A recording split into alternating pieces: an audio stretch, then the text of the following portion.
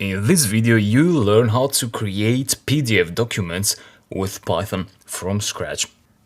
Specifically, we will generate this PDF via Python.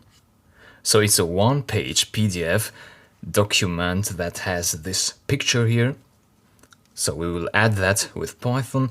It has this title, a description, some text in here, multi-line text, some other text in here, and also more text in a tabular format. So it's a table without borders, and you can also make tables with borders. You'll see how to create both those types of tables. So let's create this PDF together from scratch. I am on a new REPL here, so feel free to use any IDE and import FPDF. So you need to install FPDF if you don't have it already. And then you can just import from FPDF. That is a package you need to install. We only need the FPDF class in uppercase letters. And then right away we need to create an FPDF object instance. So that would be FPDF in parentheses. And here we give a bunch of arguments. The first one is the orientation you want to give to your PDF. So we could have P or L. So P stands for a portrait orientation. So the PDF you just saw on my screen was in portrait mode. Then we can also give the units in PT, so points. There are different units as well, but I'll suggest you use PT, and this is the units that will be used for the text. So when we say, for example, font is equal to 12, that is the size of the font, and that is the standardized units that you see used in word processing programs such as Microsoft Word. So text of 12, for example, has standard size, a small font, and then you have 14 and 16 and so on. And you may also want to specify the format. So A4 would be the format if you are in Europe, for example. And then you have letter if you are in the USA and so on. So A4 is 298 by 210 millimeters, the dimensions of the page. Once you have that object, then this is just an empty PDF document for now. It doesn't have any pages. So the next thing we want to do is add a page using the add_page method. That's it, no need for arguments there. Then we are ready to add content. So the way this works is that you should start from top to bottom. So add content to the top of the PDF and then keep adding under that content. So the first line that you saw in the PDF that I showed you, the top content was an image. So let's see how we can add an image. You point to that variable which contains the FPDF object instance, and then you just point to image. To see a complete list of methods, you can use the help function. So in an interactive Python shell, import FPDF and then use help. Let me do that. So FPDF, the package. So I'll install this package first before I use it in the interactive shell.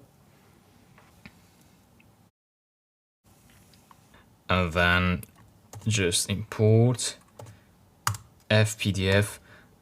Then I'll create that PDF instance and then help PDF. And then you should see how to use PDF.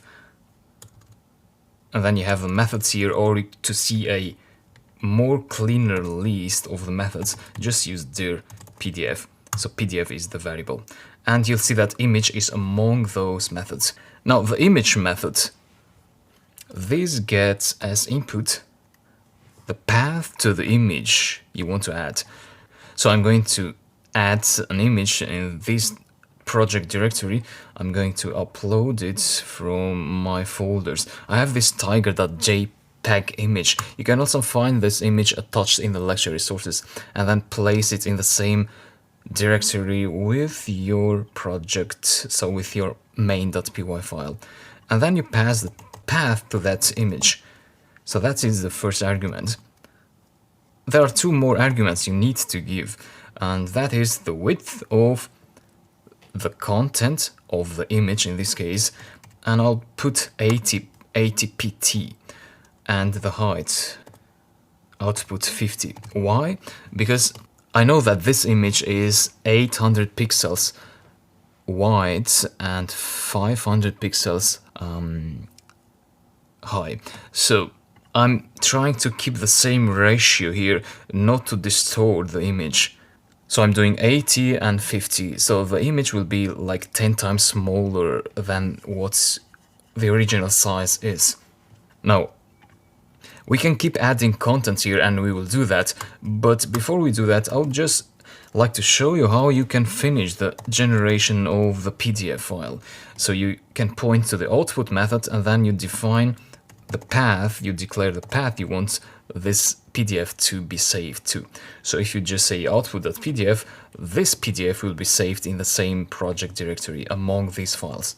So I'll run that, and this is the generated file, and yeah, that's a PDF. The tiger is just here in the corner.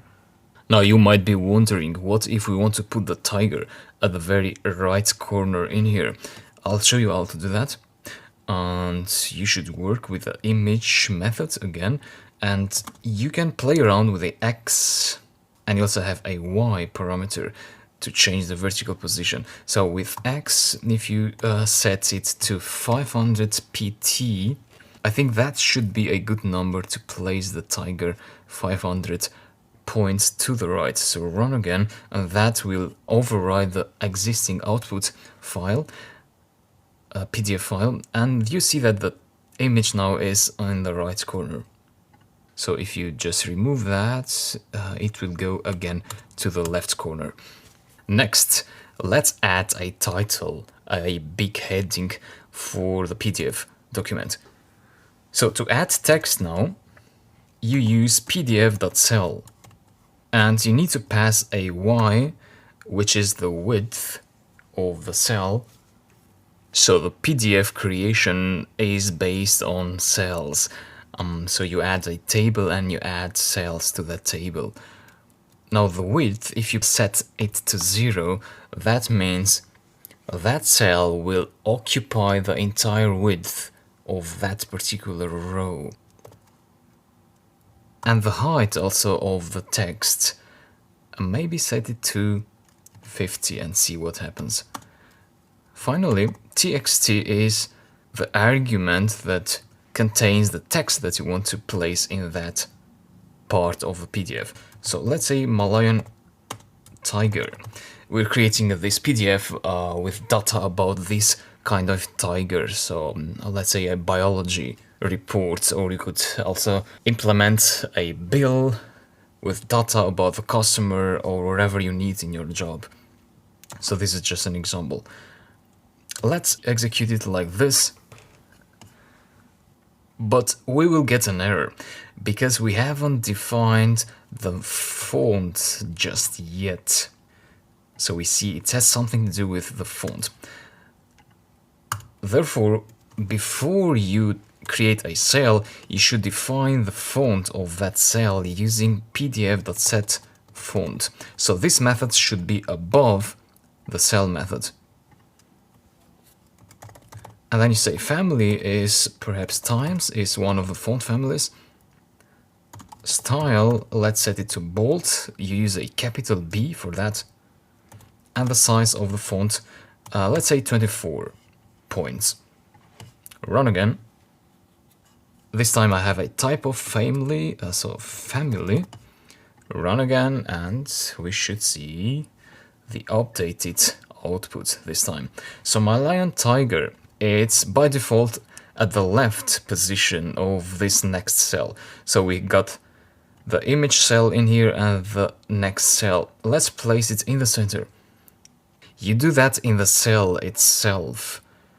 So align is equal to capital C. So you see style with capital B, alignment with capital C, which means center. And yeah, this time we got it right. Now, if you add a border of 1 and run, you see how the cell looks like. So now you understand that this is really a cell. So it occupies the full width of the PDF text area. And if you change the width to something else, for example 200, you'll see that the width of the cell changes. But that is not the best use when you want to keep the text at the center. So just keep the width 0 and you'll be fine. So that's what we want. I'm going to remove the border as well and keep adding more cells. So PDF set font for another cell, family is going to be times again. The style is bold again. The size will be 14. PDF.cell, W is equal to 0, height is equal to perhaps 50, and txt this time I want to place a description. Now run and see that we will have an issue in here. You see description starts right here in the same row as the Malayan tiger text. The problem here is that we didn't declare that we want a break line anywhere. So we want to do that, and you do that in the Malayan tiger cell with ln is equal to 1. So that means once this cell ends, we will have a break line, and then the next cell will start in a new position. So you see description now. We didn't center it, so that's why it's on the left. So the description. Let's add another cell. So before that, we need to use ln is equal to 1 again, and then pdf.set font family is equal to times, and size is 12 this time. So we'll have some description about the tiger here, and then pdf.cell width is equal to 0, height is 50, and txt that argument is equal to some long text. So what I'll do is I'll create a multi-line text here. txt1 is equal to those 3 quotes in here, and I'll get some text from the Malayan tiger Wikipedia page. So just find this Wikipedia page on Google and just copy 2 or 3 lines and paste them there. Close them with 3 other quotes, 1, 2, 3, and we have a multi-line string there, which I'll provide for the txt argument. Now the problem now is that if I run this, you see the output does not look as you would expect. So after the description here, we have quite a lot of space. That's one problem. The other problem is that this text is not wrapped, so we don't see the text after this anymore. Let's fix these 2 problems. First, this issue here with the space in here. We have that big space because the height of the description cell is 50. That means the height of the cell, as you can see when we visualize a border, the height is this. So that is 50. We want to decrease that so that we have less space between that and that. Actually, we want to decrease the height of both the text of the description and the text of this description label. So let's make that 15 and the other one 15. Run. See the output. Yeah, it looks better. Of course, we don't want the border line of the description label, And now let's fix the text wrapping issue. And to fix that, you cannot fix it with this method. You need to use another method when you want to add multi-line text in a PDF file with Python. In that case, you use a multi_cell method. And that's all we have to change. So run that again, see the output, and it looks better. So that fixes the issue. Let's add some more cells. So I want to add now these two, some data. So the kingdom, and then next to that I want to add Animalia and the phylum Chordata. So let's add this data here. We have to do this 2 more times. So set font, cell 1, 2, 1 here, 1 here. So the first one was the kingdom there. So that is in bold.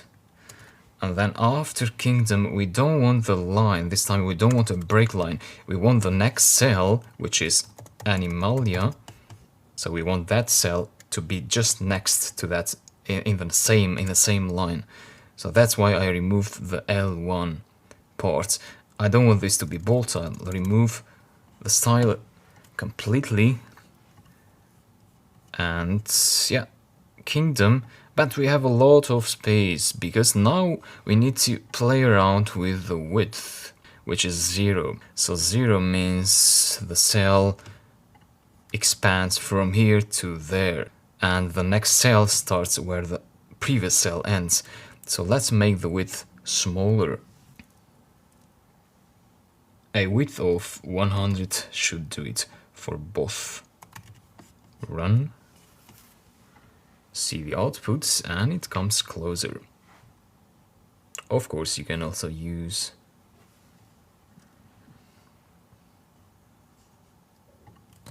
a column there to make it look cleaner and grammatically correct. So I'll copy those two and put them here again. So this is the last one. That is the phylum Chordata. Run, and that's the output. I'll increase the height a little bit because this is too small. 25, 25, 25, 25. Run, and that's the output. So that's a neat PDF document that we generated via Python. This was just an example, and it was manual work, so we added those data manually. But in the next videos, what I'll do is I will get the data from an Excel file, and I will create multiple PDF reports using the data from that Excel file. So the Python script will get the data from the Excel file, and it will automatically generate multiple PDF documents with those data inside. So I'll talk to you in the next videos. See you.